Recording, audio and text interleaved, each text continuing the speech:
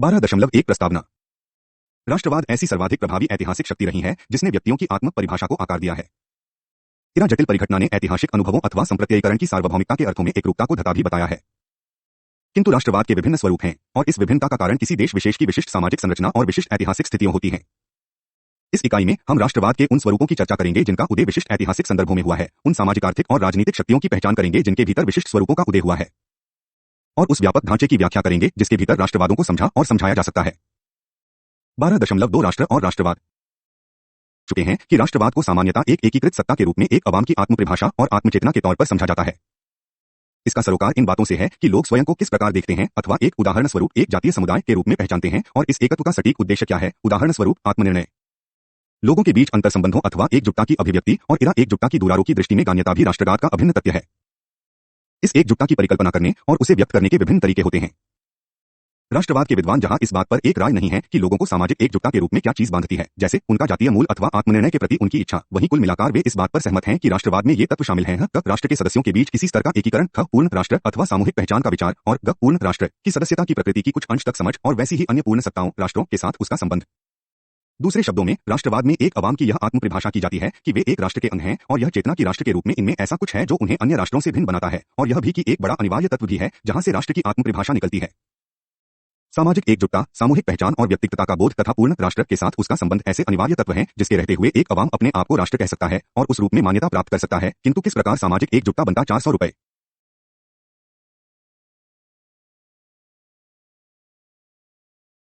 75 है, और एक सामूहिक पहचान और राजनीतिक वैधता के सवाल आपस में जुड़े हैं, उनकी राष्ट्रवादी आत्मसमझ के बनने और दूसरों के राष्ट्रवादी दावों को मान्यता मिलने के संदर्भ में महत्वपूर्ण भूमिका है।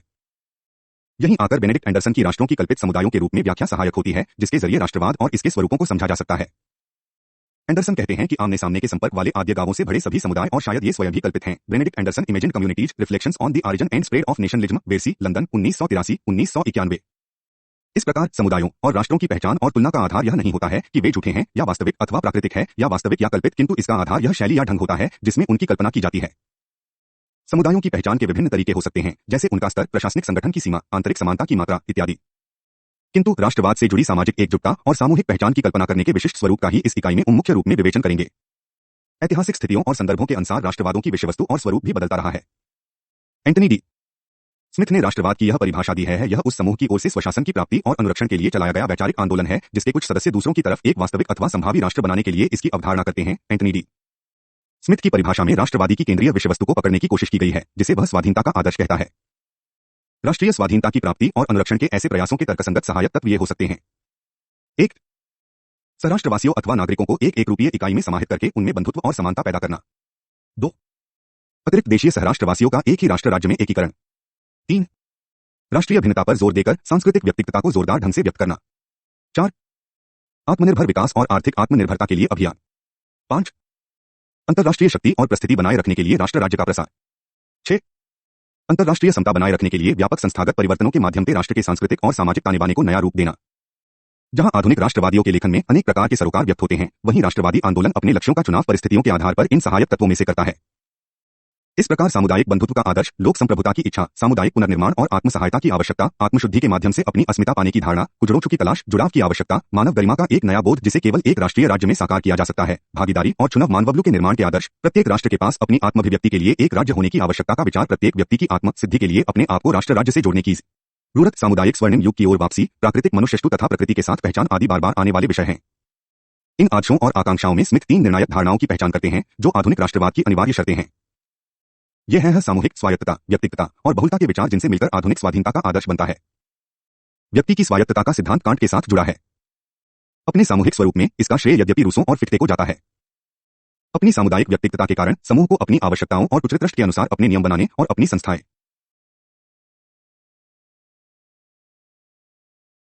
एंटनी डी स्मिथ ने राष्ट्रवाद की यह परिभाषा दी है: यह उस समूह की ओर से स्वशासन की प्राप्ति और अनुरक्षण के लिए चलाया गया वैचारिक आंदोलन है जिसके कुछ सदस्य दूसरों की तरफ एक वास्तविक अथवा संभावी राष्ट्र बनाने के लिए इसकी अवधारणा करते हैं। एंटनी डी स्मिथ की परिभाषा में राष्ट्रवादी की केंद्रीय विषय वस्तु को पकड़ने की कोशिश की गई है, जिसे वह स्वाधीनता का आदर्श कहता है। राष्ट्रीय स्वाधीनता की प्राप्ति और अनुरक्षण के ऐसे प्रयासों के तर्कसंगत सहायक तत्व ये हो सकते हैं: 1. सराष्ट्रवासियों अथवा नागरिकों को एक रूपीय इकाई में समाहित करके उनमें बंधुत्व और समानता पैदा करना। 2. अतिरिक्त देशीय सहराष्ट्रवासियों का एक ही राष्ट्र राज्य में एकीकरण। 3. राष्ट्रीय भिन्नता पर जोर देकर सांस्कृतिक व्यक्तिगतता को जोरदार ढंग से व्यक्त करना। 4. आत्मनिर्भर विकास और आर्थिक आत्मनिर्भरता के लिए अभियान। 5. अंतर्राष्ट्रीय शक्ति और परिस्थिति बनाए रखने के लिए राष्ट्र राज्य का प्रसार। 6. अंतर्राष्ट्रीय समता बनाए रखने के लिए व्यापक संस्थागत परिवर्तनों के माध्यम से राष्ट्र के सांस्कृतिक और सामाजिक ताने बाने को नया रूप देना। जहां आधुनिक राष्ट्रवादियों के लेखन में अनेक प्रकार के सरोकार व्यक्त होते हैं, वहीं राष्ट्रवादी आंदोलन अपने लक्ष्यों का चुनाव परिस्थितियों के आधार पर इन सहायक तत्वों में से करता है। इस प्रकार सामुदायिक बंधुत्व का आदर्श, लोक संप्रभुता की इच्छा, सामुदायिक पुनर्निर्माण और आत्म सहायता की आवश्यकता, आत्मशुद्धि के माध्यम से अपनी अस्मिता पाने की धारणा, कुजड़ों की तलाश, जुड़ाव की आवश्यकता, मानव गरिमा का एक नया बोध जिसे केवल एक राष्ट्रीय राज्य में साकार किया जा सकता है, भागीदारी और चुनाव मानवबलों के निर्माण के आदर्श, प्रत्येक राष्ट्र के पास अपनी आत्माभिव्यक्ति के लिए एक राज्य होने की आवश्यकता का विचार, प्रत्येक व्यक्ति की आत्म सिद्धि के लिए अपने आप को राष्ट्र राज्य से जोड़ने की जरूरत, सामुदायिक स्वर्णिम युग की ओर वापसी, प्राकृतिक मनुष्यष्टु तथा प्रकृति के साथ पहचान आदि बार बार आने वाले विषय हैं। इन आदर्शों और आकांक्षाओं में स्मिथ 3 निर्णायक धारणाओं की पहचान करते हैं जो आधुनिक राष्ट्रवाद की अनिवार्य शर्तें हैं।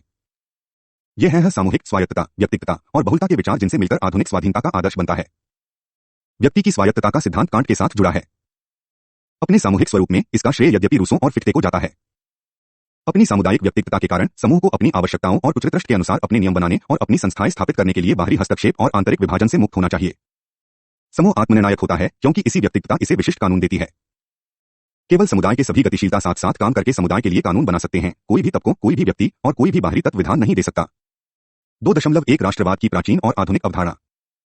राष्ट्रवाद के विशिष्ट ऐतिहासिक स्वरूपों की विवेचना करने से पहले यह बताना महत्वपूर्ण होगा कि राष्ट्रवादों ने जिस तरह से स्वायत्तशासी सामूहिकता अथवा राष्ट्र के बारे में सोचा है, उसमें भिन्नताएं होने के बावजूद राष्ट्र की आधुनिक समझ प्रारंभिक चरणों की समझ से अत्यंत भिन्न है।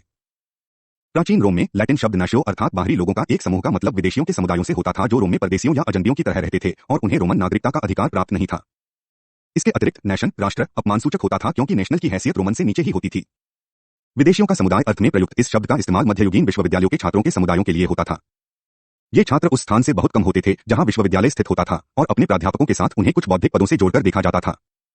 इसके परिणामस्वरूप राष्ट्र की विदेशियों का समुदाय न समझकर एक मत राय का समुदाय समझा जाने लगा।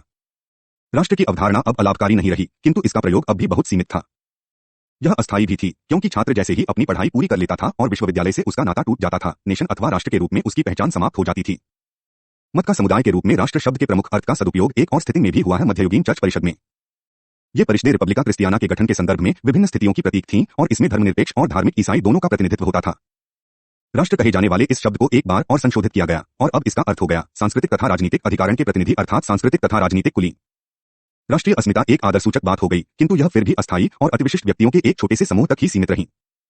किंतु इस नए आदर्शसूचक अर्थ में ही इस अवधारणा को 18वीं शताब्दी के प्रारंभ में इंग्लैंड की जनता के बीच प्रयुक्त किया गया और एक बार फिर इसने अपना स्वरूप बदलते हुए संप्रभु लोक का आधुनिक राजनीति अर्थ ग्रहण कर लिया। Etymology, definitions, types, encyclopedia of nation लिजापे, लिया ग्रीनफील्ड, खंड 1, अकेडमिक प्रेस, 2001, प्री 251 से 65। राष्ट्रवाद को एक संप्रभु लोक अथवा समानों के समुदाय का यह जो नया अर्थ मिला, इससे राष्ट्रत्य एक वांछनीय परिस्थिति बन गई। इसके अतिरिक्त इस अवधारणा को पूरी दुनिया में एक अभूतपूर्व स्वीकार्यता मिली। राष्ट्र की अवधारणा ने एक ऐसी व्यापक अस्मिता का रूप ले लिया जिसमें अंग्रेज जनता का प्रत्येक सदस्य आ जाता था और प्रत्येक की एक राष्ट्रीय अस्मिता थी। यहाँ यह बात ध्यान रखने योग्य है कि राष्ट्र के इस नए अर्थ और विस्तार के साथ ही लोक अथवा जनता के अर्थ में भी एक अनूठा बदलाव आ गया। राष्ट्र के साथ जुड़ने से पहले लोक शब्द का प्रयोग सामान्यतया जनसमूह, कुलिक बाड़ी अथवा निम्न वर्ग के लिए होता था, जबकि राष्ट्र का मतलब कुलीन वर्ग होता था। इन दोनों अर्थों के समीकरण में इन दोनों ही अवधारणाओं पर पुनर्विचार का संकेत था।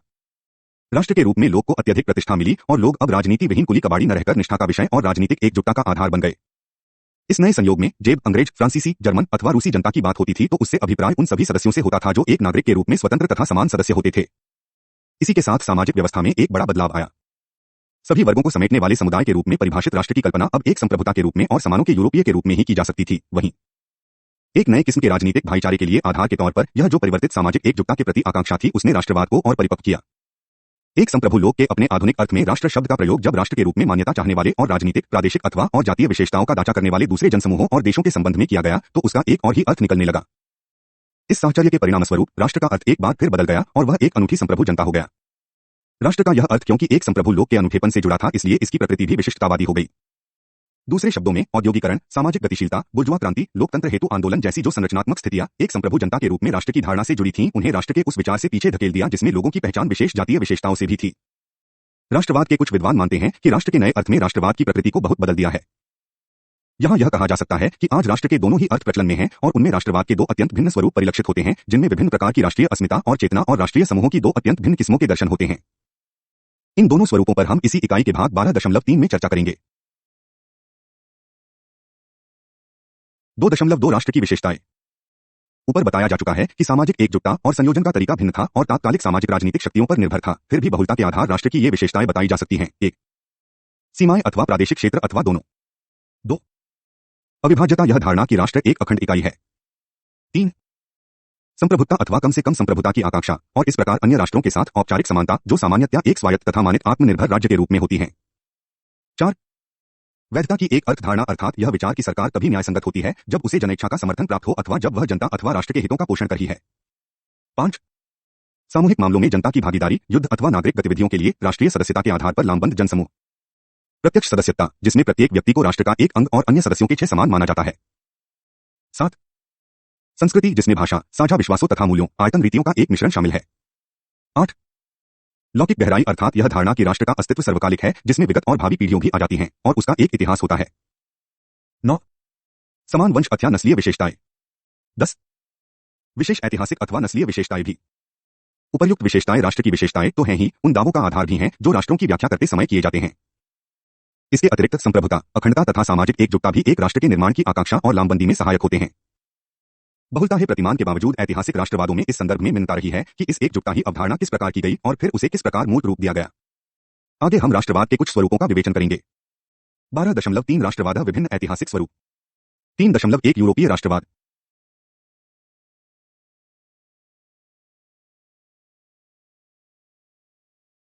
12.3 राष्ट्रवाद, विभिन्न ऐतिहासिक स्वरूप। 3.1 यूरोपीय राष्ट्रवाद। ऐतिहासिक स्तर पर राष्ट्रवाद ने विविध स्वरूप धारण किए हैं, किंतु सभी मामलों में जैसे एक लोक समूह अथवा अनेक लोक समूहों का अस्तित्व रहा है जिनका उदय सामाजिक आर्थिक बदलाव की प्रक्रियाओं से हुआ है। उन पर उनकी पारंपरिक अस्मिता और उसमें व्यक्त सामाजिक व्यवस्था की परिभाषा का बंधन रहा है। जैसे इंग्लैंड में पूंजीवाद, औद्योगिकरण और शहरीकरण के विकास ने एक मध्यम वर्ग को जन्म दिया जो परंपरागत कुलीन वर्ग से अलग और विषम था। साथ ही पूंजीवाद से संबद्ध सामाजिक संबंध और आर्थिक लेनदेन की पारंपरिक श्रेणीबद्धता और पारस्परिकता से विचार से निम्न थे जिन्होंने राज्य और समाज की पारंपरिक संरचनाओं में जान फूंकी। बाद में राज्य की जिन संरचनाओं का विकास हुआ उनमें राजनीतिक क्षेत्र और सामाजिक और आर्थिक क्षेत्रों के बीच और भी अधिक दूरी देखने को मिली और यह बाद वाली स्थिति मुक्ति तथा स्वतंत्रता की धारणाओं के कारण थी।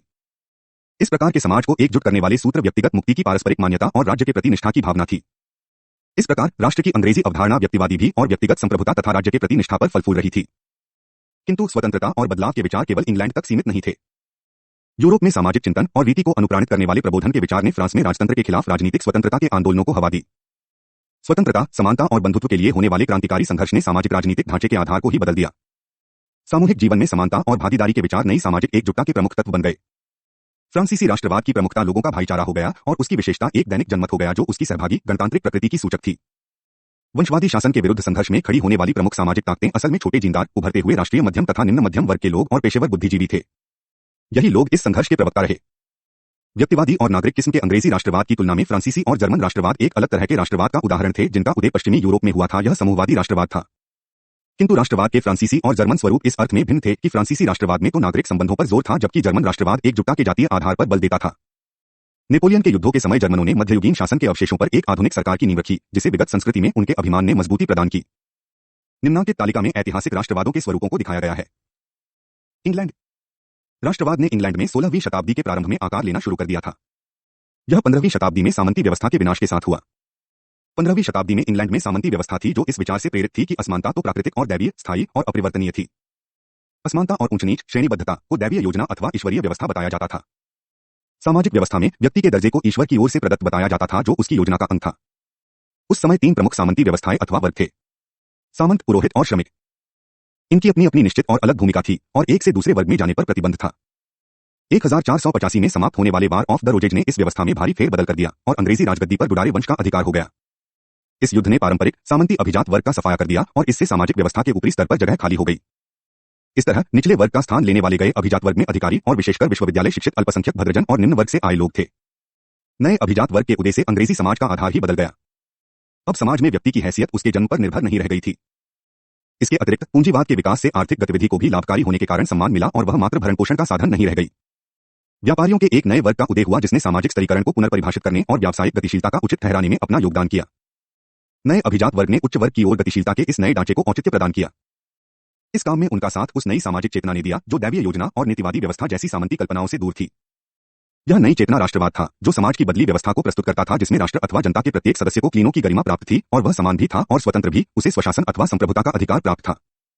सामूहिक रूप में जनता अथवा राष्ट्र भी संप्रभु हो गया। यहाँ यह समझना महत्वपूर्ण है कि इंग्लैंड में राष्ट्र की संप्रभुता तो कल्पित राष्ट्रीय सामूहिकता के प्रत्येक सदस्य की अनुमानित संप्रभुताओं से निकली थी और राष्ट्र एक ऐसी मिश्रित सत्ता के रूप में परिभाषित था जिसका अस्तित्व तभी तक था जब तक इसके सदस्य सामाजिक मेलजोल रखते हैं और इन सदस्यों की इच्छाओं और हितों से अलग उनकी अपनी कोई इच्छा और हित नहीं होता। इस प्रकार अंग्रेजी राष्ट्रवाद मूलतः व्यक्तिवादी था और इस अर्थ में नागरिक भी था कि राष्ट्रीय अस्मिता जो समुदाय में ऐच्छिक सदस्यता अथवा नागरिकता के बराबर थी।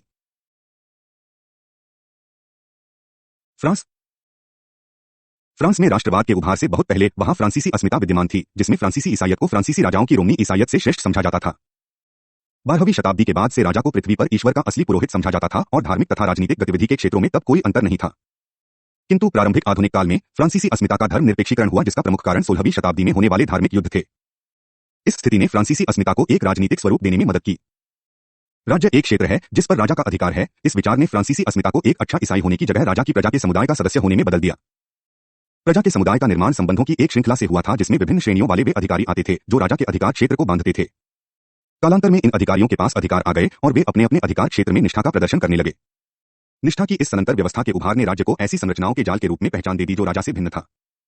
इस स्थिति ने प्रजा के मन में राजा के प्रति निष्ठा को हटा दिया।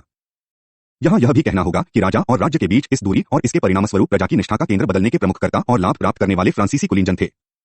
जहां इंग्लैंड में अभिजात वर्ग को सामंती व्यवस्था के भीतर राजा की ओर से कुछ स्वायत्तता मिली हुई थी, वहीं फ्रांस के निरंकुश राजतंत्र का अर्थ यह था कि अभिजात वर्ग को अपनी हैसियत और पैसे के लिए राजा की सत्ता पर निर्भर रहना होता था। अभिजात तंत्र हमेशा ही राजा की निरंकुशता का विरोधी रहा और उसके खिलाफ संघर्ष करता रहा। अभिजात वर्ग अब राजा और राज्य को एक नहीं देखना चाहता था, इसलिए उसने इस बात पर जोर दिया कि राज्य को फ्रांसीसी जनता और राज्य क्षेत्र का समुदाय राष्ट्र माना जाए। उनकी यह धारणा राष्ट्र की अंग्रेजी धारणा से प्रभावित थी और फ्रांस में इसका आयात उन फ्रांसीसी बुद्धिजीवियों ने किया था जिनकी कुलीन वर्ग से संगति ने फ्रांस में अभिजात वर्ग की पहचान को पुनर्परिभाषित करने में योगदान किया। जब फ्रांस में पहली बार राष्ट्र की अवधारणा आई तो इसे अभिजात तंत्र का पर्याय माना गया और 1789 की फ्रांसीसी क्रांति तक इसे यही माना जाता रहा। 1789 के बाद भी राष्ट्र का प्रयोग उन कुलीनों के प्रतिनिधित्व वाली जनता के लिए होता था जो अपनी प्रतिनिधित्व की भूमिका में अपनी राजनीतिक शक्ति को मजबूत कर रहे थे। इंग्लैंड के विपरीत फ्रांसीसी राष्ट्रवाद समूहवादी, अधिनायकवादी और जनसाधारण तथा उनके प्रतिनिधियों के बीच असमानता पर आधारित था। साथ ही अंग्रेजी राष्ट्रवाद के विपरीत फ्रांसीसी राष्ट्रवाद नागरिक था, अर्थात फ्रांसीसी राष्ट्र में सदस्यता नस्ल अथवा जाति आदि के बंधनों पर निर्भर नहीं थी। यहाँ राष्ट्र का मतलब नागरिकों के रूप में भागीदारी पर आधारित सदस्यता का खुलापन होता था। यहाँ राष्ट्रवाद के कुछ विद्वान नागरिक सदस्यता में मिलने वाली व्यक्तिगत स्वतंत्रता और उसकी समूहवादी प्रकृति से बनने वाले अधिनायकवाद के बीच एक विरोधाभास देखते हैं। जर्मनी। अंग्रेजी अथवा फ्रांसीसी राष्ट्रवाद के विपरीत जर्मन राष्ट्रवाद अभिजात वर्ग के कारण नहीं बल्कि मध्यम वर्गीय बुद्धिजीवियों के असंतोष के कारण उपजा था। यहाँ यह कहना होगा कि यहाँ मध्यम वर्गीय बुद्धिजीवियों अथवा शिक्षित बुर्जुआ को ऊंचा दर्जा मिला हुआ था, जबकि उनमें से अधिकांश विश्वविद्यालय की शिक्षा प्राप्त करने से पहले निचले तबकों से थे। अपनी सामाजिक हैसियत बढ़ाने की दिशा में शिक्षा का महत्व 18वीं शताब्दी में घटने लगा। इसके अनेक कारण थे। इनमें से प्रमुख कारण शायद वे आकांक्षाएं और अपेक्षाएं थीं जो प्रबोधन आंदोलन ने बुद्धिजीवियों में जगाई थीं। इसके परिणामस्वरूप मोहभंग और असंतोष की स्थिति बनी क्योंकि बुद्धिजीवियों की संख्या बढ़ने के साथ उनमें बेरोजगारी और गरीबी भी बढ़ी।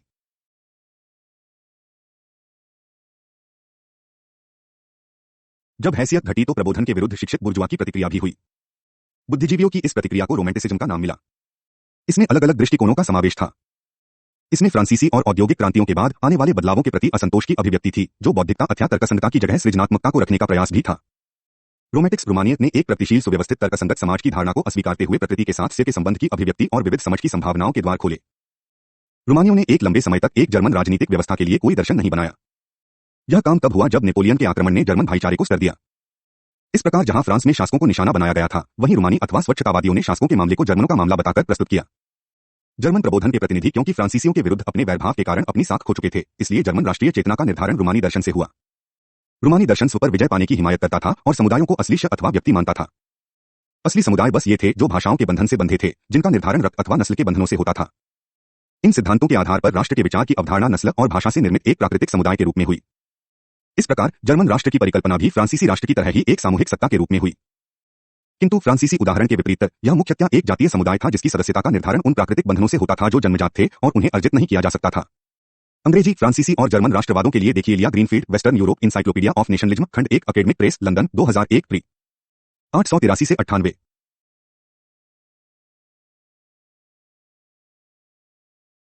जर्मनी। अंग्रेजी अथवा फ्रांसीसी राष्ट्रवाद के विपरीत जर्मन राष्ट्रवाद अभिजात वर्ग के कारण नहीं बल्कि मध्यम वर्गीय बुद्धिजीवियों के असंतोष के कारण उपजा था। यहाँ यह कहना होगा कि यहाँ मध्यम वर्गीय बुद्धिजीवियों अथवा शिक्षित बुर्जुआ को ऊंचा दर्जा मिला हुआ था, जबकि उनमें से अधिकांश विश्वविद्यालय की शिक्षा प्राप्त करने से पहले निचले तबकों से थे। अपनी सामाजिक हैसियत बढ़ाने की दिशा में शिक्षा का महत्व 18वीं शताब्दी में घटने लगा। इसके अनेक कारण थे। इनमें से प्रमुख कारण शायद वे आकांक्षाएं और अपेक्षाएं थीं जो प्रबोधन आंदोलन ने बुद्धिजीवियों में जगाई थीं। इसके परिणामस्वरूप मोहभंग और असंतोष की स्थिति बनी क्योंकि बुद्धिजीवियों की संख्या बढ़ने के साथ उनमें बेरोजगारी और गरीबी भी बढ़ी। जब हैसियत घटी तो प्रबोधन के विरुद्ध शिक्षित बुर्जुआ की प्रतिक्रिया भी हुई। बुद्धिजीवियों की इस प्रतिक्रिया को रोमांटिसिज्म का नाम मिला। इसमें अलग अलग दृष्टिकोणों का समावेश था। इसमें फ्रांसीसी और औद्योगिक क्रांतियों के बाद आने वाले बदलावों के प्रति असंतोष की अभिव्यक्ति थी, जो बौद्धिकता अथवा तर्कसंगतता की जगह सृजनात्मकता को रखने का प्रयास भी था। रोमैंटिक्स रोमानियत ने एक प्रगतिशील सुव्यवस्थित तर्कसंगत समाज की धारणा को अस्वीकारते हुए प्रकृति के साथ से के संबंध की अभिव्यक्ति और विविध समझ की संभावनाओं के द्वार खोले। रोमानियों ने एक लंबे समय तक एक जर्मन राजनीतिक व्यवस्था के लिए कोई दर्शन नहीं बनाया। यह काम तब हुआ जब नेपोलियन के आक्रमण ने जर्मन भाईचारे को स्तर दिया। इस प्रकार जहां फ्रांस में शासकों को निशाना बनाया गया था, वहीं रोमानी अथवा स्वच्छतावादियों ने शासकों के मामले को जर्मनों का मामला बताकर प्रस्तुत किया। जर्मन प्रबोधन के प्रतिनिधि क्योंकि फ्रांसीसियों के विरुद्ध अपने वैरभाव के कारण अपनी साख खो चुके थे, इसलिए जर्मन राष्ट्रीय चेतना का निर्धारण रोमानी दर्शन से हुआ। रोमानी दर्शन स्व पर विजय पाने की हिमायत करता था और समुदायों को असली अथवा व्यक्ति मानता था। असली समुदाय बस ये थे जो भाषाओं के बंधन से बंधे थे, जिनका निर्धारण रक्त अथवा नस्ल के बंधनों से होता था। इन सिद्धांतों के आधार पर राष्ट्र के विचार की अवधारणा नस्ल और भाषा से निर्मित एक प्राकृतिक समुदाय के रूप में हुई। इस प्रकार जर्मन राष्ट्र की परिकल्पना भी फ्रांसीसी राष्ट्र की तरह ही एक सामूहिक सत्ता के रूप में हुई। किंतु फ्रांसीसी उदाहरण के विपरीत यह मुख्यतः एक जातीय समुदाय था जिसकी सदस्यता का निर्धारण उन प्राकृतिक बंधनों से होता था जो जन्मजात थे और उन्हें अर्जित नहीं किया जा सकता था। अंग्रेजी, फ्रांसीसी और जर्मन राष्ट्रवादों के लिए देखिए लिया greenfield, western Europe, encyclopedia of nationalism, खंड 1, एकेडमिक प्रेस। अभी तक हमने देखा कि राष्ट्रवाद के लिए सामाजिक एकजुटता, सामूहिक अस्मिता, स्वायत्तस्व का बोध और संप्रभु सामूहिकता के साथ उसके संबंध की आवश्यकता होती है। ऊपर हमने राष्ट्रवाद के जिन 3 यूरोपीय अनुभवों की चर्चा की है, उनमें ये सभी पक्ष स्पष्ट थे। किंतु बेनेडिक्ट एंडरसन जैसे राष्ट्रवाद के विद्वानों ने राष्ट्र की धारणा को एक प्रवचनगत निर्माण बताया है और सामाजिक एकजुटता और सामूहिक पहचान के बारे में सोचने का एक तरीका की बात की है। अब जिसे पिछले वर्षों में उभरने वाली राष्ट्र की सर्वाधिक लोकप्रिय अवधारणा कहा जा रहा है, उसमें बेनेडिक्ट एंडरसन ने राष्ट्र को एक कल्पित राजनीतिक समुदाय बताया है, जिसकी कल्पना सीमित और संप्रभु दोनों ही रूपों में की गई है। कल्पित से एंडरसन का आशय इस तथ्य से है कि छोटे से छोटे राष्ट्र के सदस्य भी साथी सदस्यों अधिकांश अपने की जानकारी नहीं रखा पाएंगे, न उनमें मिल पाएंगे और न ही उनके बारे में कभी सुन पाएंगे, फिर भी प्रत्येक के मन में उनके संसर्ग की छवि रहती है। कल्पना की यह प्रक्रिया इसलिए सीमित होती है क्योंकि यह राष्ट्र की सीमाओं के भीतर ही होती है और मानव जाति से इसका यह विस्तार नहीं होता। अंत में एंडरसन का कहना है, इसकी कल्पना एक समुदाय के रूप में की जाती है क्योंकि वास्तविक असमानता और शोषण के बावजूद राष्ट्र की अवधारणा हमेशा ही एक गहन क्षैतिज संबंध के रूप। एंडरसन का एक और प्रमुख प्रासंगिक तर्क यह है कि कभी उभार पर रहे राष्ट्रवाद ने एक निर्णायक अच्छा आदर्शवादी स्वरूप ग्रहण कर लिया, जहां से यह भावी लामबंदियों के लिए उपलब्ध था। एंडरसन ने ऐसे 3 आदर्शों की पहचान की है जो अनुकरण के लिए उपलब्ध थे। अमेरिकी देशों का क्रियोल राष्ट्रवाद, जिसमें कल्पित समुदायों का निर्माण तीर्थयात्री क्रियोल कार्यकर्ताओं और प्रांतीय क्रियोल मुद्रकों ने किया था, जिनके हितों की टकराहट मेट्रोपोल से थी। 2 यूरोप का भाषाई राष्ट्रवाद, जिसका झुकाव जनता के कल्याण की ओर और आधार एक राष्ट्रीय राज्य था। 3 रूसीकरण वाला राष्ट्रवाद अथवा ऊपर से सांस्कृतिक एकरूपता को थोपना। एंडरसन की योजना में व्यापक तत्व यह है कि ये 3 आदर्शवादी स्वरूप औपनिवेशिक बुद्धिजीवियों को अनुकरण के लिए उपलब्ध थे। जहां इन पूर्व विद्यमान स्वरूपों, मुद्रण भाषाएं, राष्ट्र का विचार ने उपनिवेश विरोधी भावना को आकार और परिभाषा देने में मदद की, वहीं जन साधारण के लिए इन आदर्शकारी अनुभवों की व्याख्या का काम औपनिवेशिक शिक्षा से निकले द्विभाषी बुद्धिजीवियों ने किया और यह औपनिवेशिक शासन के खात्मे में भी सहायक होगा। यहाँ यह बात ध्यान देने योग्य है कि औपनिवेशिक शासन 18वीं, 19वीं और 20वीं शताब्दी में अधिकांश अमेरिका, 17वीं और 18वीं शताब्दियों में एशिया और अफ्रीका के लिए एक महत्वपूर्ण ऐतिहासिक अनुभव था। औपनिवेशिक समाजों में राष्ट्रवाद की प्रवृत्ति उपनिवेश विरोधी थी और उसका उदय एंडरसन के अनुसार औपनिवेशिक कुलीनों के एक प्रारंभिक समूह की कुंठाओं और एकजुटताओं से हुआ था। जैसा कि हम यूरोपीय अनुभव के बारे में ऊपर बता चुके हैं, उपनिवेश विरोधी राष्ट्रवादों का उदय भी राजनीतिक शासन के ढांचों और सामाजिक शक्तियों के संतुलन के विशिष्ट संदर्भ के अंदर ही हुआ। लैटिन अमेरिका में राष्ट्रवाद के उदय की विवेचना करते हुए एंडरसन कहता है कि लैटिन अमेरिका में स्पानी औपनिवेशिक शासन का संचालन एक प्रशासनिक ढांचे ने किया, जिससे पेशे के एक विचित्र नमूने का जन्म हुआ। स्पानी अमेरिका अनेक प्रशासनिक इकाइयों में बंटा हुआ था। उस प्रशासनिक ढांचे के शीर्षस्थ अधिकारी स्पेन से आते थे और उपनिवेश में सेवा करने के बाद ऊंचे पदों पर वापस नहीं पहुंच जाते थे। औपनिवेशिक नौकरतंत्र के शीर्षस्थ पदों पर अधीन ये अधिकारी बाहरी थे और उन्हें अपने पेशे में ऊपर की ओर जाने के अवसर प्राप्त थे। वहीं उनके नीचे भारी संख्या में काम करने वाले अधिकारियों को नौकरी में अलग ही स्थितियों से गुजरना पड़ता था। ये क्रियोल अधिकारी वंश, भाषा और एक हद तक संस्कृति से भी स्पेनवंशी थे, किंतु उनका जन्म अमेरिका में ही होने के कारण उन्हें नौकरी में इतने अवसर नहीं दिए जाते थे। उनकी तरक्की इस अर्थ में प्रतिबंधित थी कि वे उस उपनिवेश में तो कहीं भी आ जा सकते थे जहां उनका जन्म हुआ था, किंतु असली स्पेनवंशी की तरह वे एक स्पेनिश उपनिवेश से दूसरे उपनिवेश मेक्सिको, चिली आदि में नहीं आ जा सकते थे और न ही स्पेन लौट सकते थे। स्पेनिश और क्रियोल अधिकारियों में नौकरी के संदर्भ में इस अंतर ने क्रियोल कुलीनों में कुंठा पैदा कर दी।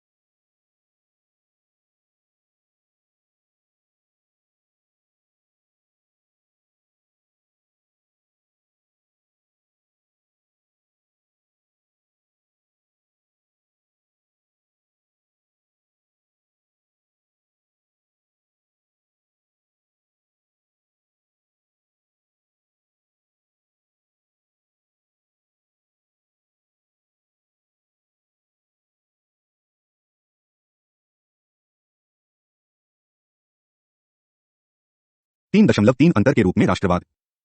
राष्ट्रवाद की उत्पत्ति और प्रसार के बारे में एंडरसन के विचार इस अर्थ में प्रवर्तनकारी थे कि राष्ट्र पूरी तरह से नस्ल, धर्म अथवा भाषा जैसे सामाजिक कारकों अथवा ऊंचागत स्थितियों से निर्धारित नहीं होते। वे, जैसा कि गेलन का मानना है, मात्र बुनावट ही नहीं थे। राष्ट्रों का अस्तित्व कल्पित था और इस कल्पना की सहायता के लिए अनेक कारक विद्यमान। इनमें प्रमुख था मुद्रण पूंजीवाद का कारक। वैसे कई विद्वान एंडरसन के राष्ट्रवाद संबंधी निश्चायकता, मॉड्युलैरिटी अथवा निश्चायक स्वरूप, मॉड्यूलर फॉर्म्स के रूपक को भ्रामक और समस्याजनक मानते हैं। उदाहरण के लिए क्रेग कैलुहन ने एंडरसन के इस तर्क को सही नहीं माना है कि ऐसे निश्चायक स्वरूप होते हैं जिन्हें बुनियादी अथवा मूलभूत परिवर्तनों के बिना नई सांस्कृतिक स्थितियों में आरोपित किया जा सकता है।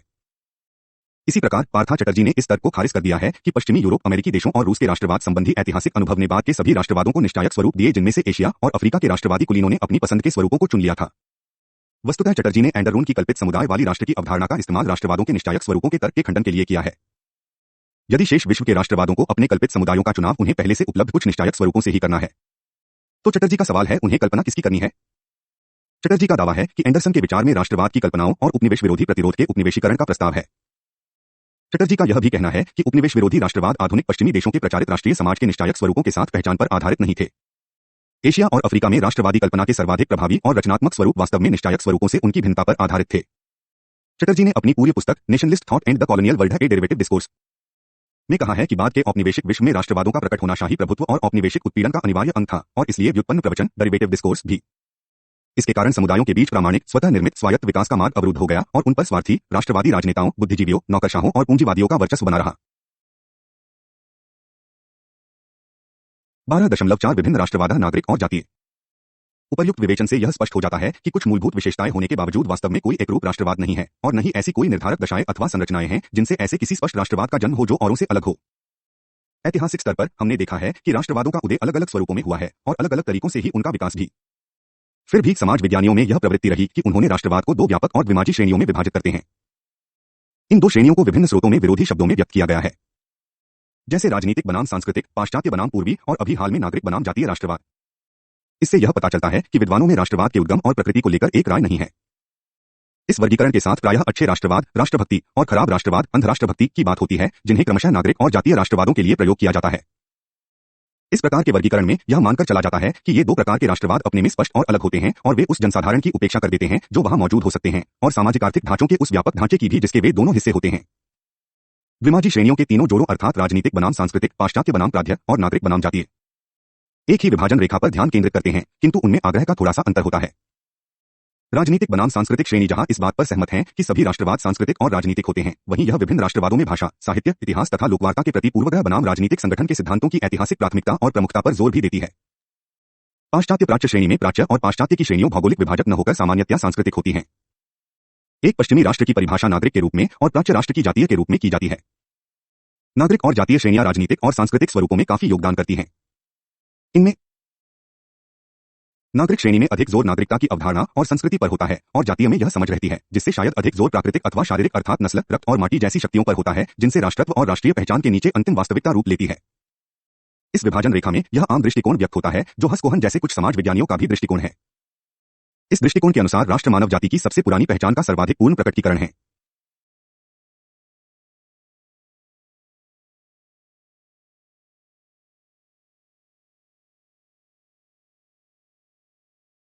इसके अनुसार राष्ट्रों का एक लंबा और अविकल इतिहास है, जिसकी जड़ें पूर्व आधुनिक काल में हैं। लगभग सभी राष्ट्रवाद अपनी राष्ट्रीय अस्मिता के उद्गम को पूर्व आधुनिक काल में देखते हैं। अर्नेस्ट गैलन और एंटनी स्मिथ जैसे राष्ट्रवाद के अन्य विद्वान इस बात से तो असहमत है कि राष्ट्र प्राकृतिक संबंधों की अभिव्यक्ति है, किंतु वह इससे भी इनकार नहीं करते कि पूर्व आधुनिक जातीय अस्मिताओं और समुदायों की स्मृतियों और प्रारंभिक जातीय संबंध अवश्य ही राष्ट्रवादों को प्रभावित करते हैं। एकीकृत जर्मनी, यूरोपीय संघ, भूमंडलीय अर्थव्यवस्था, पूर्वी यूरोप के राष्ट्रीयता संघर्षों आदि की ओर ले जाने वाली प्रक्रियाओं के संदर्भ में राष्ट्र राज्य के भविष्य के विषय में जर्गन हेबरमास ने लिखा है कि राष्ट्र का अर्थ अब एक साझा ऐतिहासिक नीति वाले समुदाय की पूर्व राजनीतिक एकता न रहकर यह हो गया है कि यह एक ऐसी सत्ता है जिसे एक लोकतांत्रिक राज्यतंत्र को भीतर नागरिक की राजनीतिक पहचान की व्याख्या में एक रचनात्मक भूमिका अदा करनी थी। इस प्रकार राष्ट्रीय अस्मिता जिस ढंग से नागरिकता को तय करती थी, अब वह ढंग उलट गया है। इन घटनाक्रमों के संदर्भ में राष्ट्र की अवधारणा अब नागरिकों के ऐसे राष्ट्र के रूप में की जाएगी जो अपनी अस्मिता को कुछ साझा जातीय और सांस्कृतिक गुणों से नहीं बल्कि उन नागरिकों की रीतियों दो ग्रहण करता है जो अपने अधिकारों का प्रयोग सभी के समान हित में सक्रियता से करते हैं। इससे अर्नेस्ट रेना का यह सूत्र याद हो आता है, एक राष्ट्र का अस्तित्व दैनिक जनमत होता है। इसी का प्रयोग करके रेना 1871 के बाद निवासियों को फ्रांसीसी राष्ट्रीयता का हवाला देकर एल्सेस पर जर्मनी के दावे का विरोध कर सका था। रेना ने राष्ट्र की राष्ट्र नागरिकों के ऐसे राष्ट्र के रूप में की थी जो अपनी पहचान को कुछ साझा जातीय और सांस्कृतिक गुणों से नहीं बल्कि उन नागरिकों की रीतियों से ग्रहण करते हैं जो अपने अधिकारों का प्रयोग सभी के समान हित में सक्रियता से करते हैं।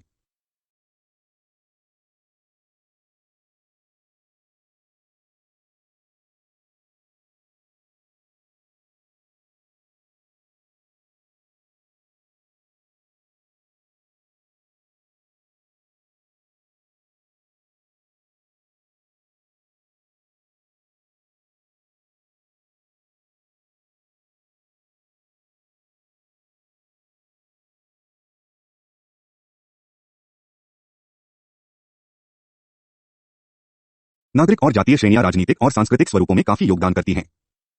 इनमें नागरिक श्रेणी में अधिक जोर नागरिकता की अवधारणा और संस्कृति पर होता है और जातीय में यह समझ रहती है, जिससे शायद अधिक जोर प्राकृतिक अथवा शारीरिक अर्थात नस्ल, रक्त और माटी जैसी शक्तियों पर होता है, जिनसे राष्ट्रत्व और राष्ट्रीय पहचान के नीचे अंतिम वास्तविकता रूप लेती है। इस विभाजन रेखा में यह आम दृष्टिकोण व्यक्त होता है, जो हस्कोहन जैसे कुछ समाज विज्ञानियों का भी दृष्टिकोण है। इस दृष्टिकोण के अनुसार राष्ट्र मानव जाति की सबसे पुरानी पहचान का सर्वाधिक पूर्ण प्रकटीकरण है। इसके अनुसार राष्ट्रों का एक लंबा और अविकल इतिहास है, जिसकी जड़ें पूर्व आधुनिक काल में हैं। लगभग सभी राष्ट्रवाद अपनी राष्ट्रीय अस्मिता के उद्गम को पूर्व आधुनिक काल में देखते हैं। अर्नेस्ट गैलन और एंटनी स्मिथ जैसे राष्ट्रवाद के अन्य विद्वान इस बात से तो असहमत है कि राष्ट्र प्राकृतिक संबंधों की अभिव्यक्ति है, किंतु वह इससे भी इनकार नहीं करते कि पूर्व आधुनिक जातीय अस्मिताओं और समुदायों की स्मृतियों और प्रारंभिक जातीय संबंध अवश्य ही राष्ट्रवादों को प्रभावित करते हैं। एकीकृत जर्मनी, यूरोपीय संघ, भूमंडलीय अर्थव्यवस्था, पूर्वी यूरोप के राष्ट्रीयता संघर्षों आदि की ओर ले जाने वाली प्रक्रियाओं के संदर्भ में राष्ट्र राज्य के भविष्य के विषय में जर्गन हेबरमास ने लिखा है कि राष्ट्र का अर्थ अब एक साझा ऐतिहासिक नीति वाले समुदाय की पूर्व राजनीतिक एकता न रहकर यह हो गया है कि यह एक ऐसी सत्ता है जिसे एक लोकतांत्रिक राज्यतंत्र को भीतर नागरिक की राजनीतिक पहचान की व्याख्या में एक रचनात्मक भूमिका अदा करनी थी। इस प्रकार राष्ट्रीय अस्मिता जिस ढंग से नागरिकता को तय करती थी, अब वह ढंग उलट गया है। इन घटनाक्रमों के संदर्भ में राष्ट्र की अवधारणा अब नागरिकों के ऐसे राष्ट्र के रूप में की जाएगी जो अपनी अस्मिता को कुछ साझा जातीय और सांस्कृतिक गुणों से नहीं बल्कि उन नागरिकों की रीतियों दो ग्रहण करता है जो अपने अधिकारों का प्रयोग सभी के समान हित में सक्रियता से करते हैं। इससे अर्नेस्ट रेना का यह सूत्र याद हो आता है, एक राष्ट्र का अस्तित्व दैनिक जनमत होता है। इसी का प्रयोग करके रेना 1871 के बाद निवासियों को फ्रांसीसी राष्ट्रीयता का हवाला देकर एल्सेस पर जर्मनी के दावे का विरोध कर सका था। रेना ने राष्ट्र की राष्ट्र नागरिकों के ऐसे राष्ट्र के रूप में की थी जो अपनी पहचान को कुछ साझा जातीय और सांस्कृतिक गुणों से नहीं बल्कि उन नागरिकों की रीतियों से ग्रहण करते हैं जो अपने अधिकारों का प्रयोग सभी के समान हित में सक्रियता से करते हैं।